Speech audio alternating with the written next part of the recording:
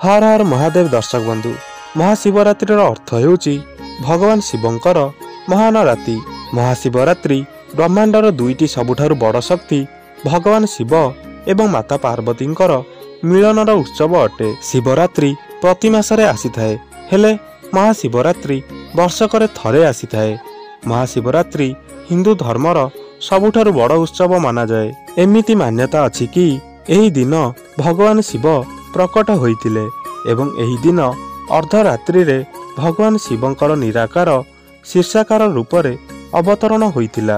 कुहा जाए कि महाशिवरात्रि दिन आम्भे माने सोइबा उचित नुहे, काहेकि ना एमिति विश्वास करा जाए कि भगवान शिवंकर पूजा करिबा द्वारा एवं राति सारा शिवरात्रि व्रत पालन करिबा द्वारा व्यक्ति क्रोध, वासना, लोभ आदि नकारात्मक शक्ति और विचार उपरे नियंत्रण रखिपारे। महाशिवरात्रि पूर्वरु लोके व्रत एवं उपवास पालन करती।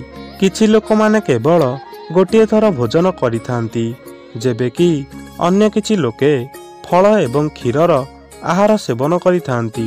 एही दिन भगवान शिवंकु क्षीर अभिषेक करा जाए एवं एहा परे शिवलिंग उपरे चंदनर लेप लगा जाए ओ ताजा फल एवं फूल चढ़ा जाए।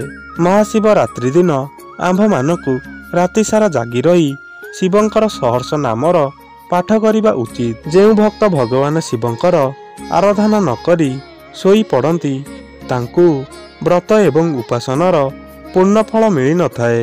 एथिपाई आंभे माने जागरण राति पूर्वरु संध्यारे गाधोईकी सफा वस्त्र पिंधि शिवंकर आराधना करिबा उचित। महाशिवरात्रि दिन जदि आमे भगवान शिवंकर सच्चा मनरु भक्ति करिबा तो भगवान शिव आमर सबु दुख कष्ट को दूर करिदेबे एवं आमे जेउ भी फलर इच्छा करिथिबा आमकु ताहा अवश्य मिलिबो।